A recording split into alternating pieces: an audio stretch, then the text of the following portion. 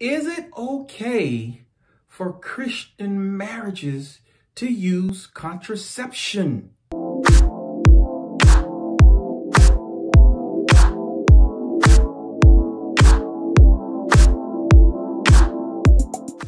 Friend, thank you for joining me on this morning on Morning Nuggets. This is yours truly, Pastor Nate. And it is my absolute pleasure every time I come and speak with you. Friend, listen, is it okay for Christian marriages to use contraceptive techniques? When we look at the word contraception, we're talking about a deliberate prevention of conception by various techniques such as abstinence, withdrawal, condoms, sponges, diaphragms, cervical caps, injections, pills, women getting their tubes tied, and men having vasectomies.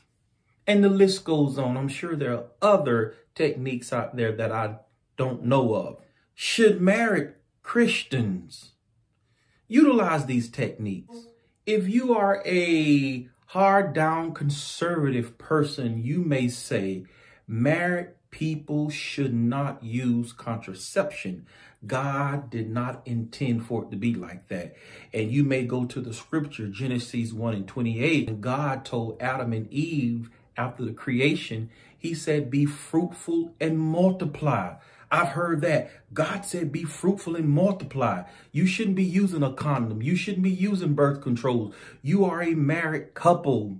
And then you may also go to the scripture in Genesis 38:9-10, where Onan was killed by God because he withdrew himself from his sister-in-law and he spilled his seed on the ground.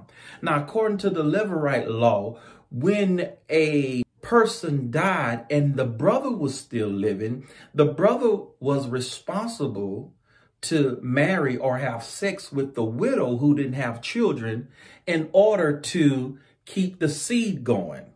So Onan was forced to have sex with his sister-in-law because his brother died, but he didn't want to do it. So he withdrew himself. Now, a lot of people base it on that, but you have to ask yourself, friend, in context, are we still under the law? That was the Levirate law, the Mosaic law. We're from under that law. Jesus came to pull us from under that hard schoolmaster. Thank you. Do we have sex with our sister-in-law? No, that's disgusting.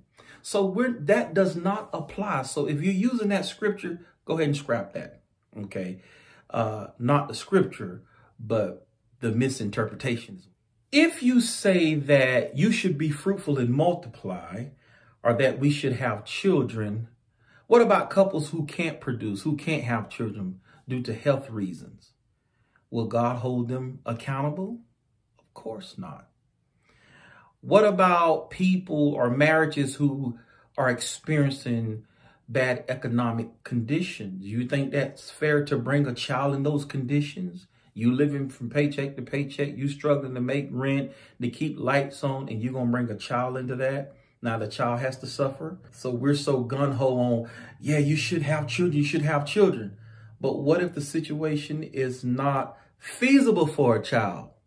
Then the grandmother has to raise the child, or CPS comes and gets the child and puts the child up for adoption because that child is not being properly cared for. What about people who are neglectful and irresponsible, not only from a financial standpoint, but from drug use and alcohol use, being drunk and being high? Do you think that that environment is conducive for a child? And we got so many children, unfortunately, who have been born into those environments.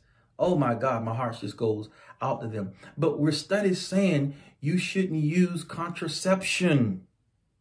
Friend, we got to think. What about for other reasons? I think it's your choice. You may have a career and you don't want children. Children are not for everyone. Everybody is not ready for children. Some people get married for other reasons than having children. Some people get married just for companionship. Some people get married to have someone to talk to. Some people get married for sexual reasons. Some people just don't want children. And I believe that is your choice. Jesus didn't have any children. I didn't hear him talk about any children. I didn't hear Paul talk about any children, of course. Back in the Old Testament, women were deemed very worthless. They were looked upon as someone of low worth if they didn't have any children. For example, Hannah and Peninnah, the two wives of Elkanah. Peninnah was able to have children. Hannah didn't. Hannah prayed. She was very sad because she couldn't have children because she knew the stigma of women who didn't have children, but she prayed and God blessed her with a man-child named Samuel. So that lets you know how people who didn't have children were looked upon. And today we still have some religious groups and some Christians who stereotype women today and men if you don't have any children.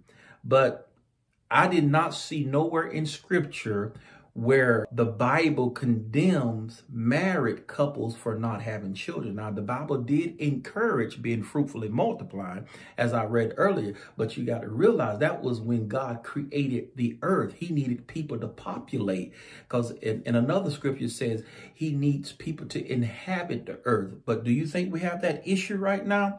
We got so many children in the adoption system, we can't even adopt fast enough.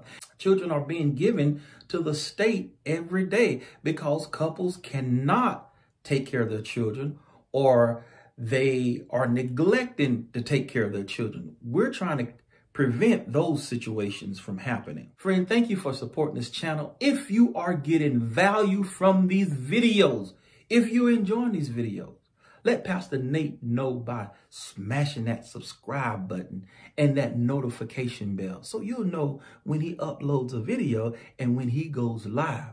In the meantime, in between time, be at peace and not in pieces. Till next time, my friend.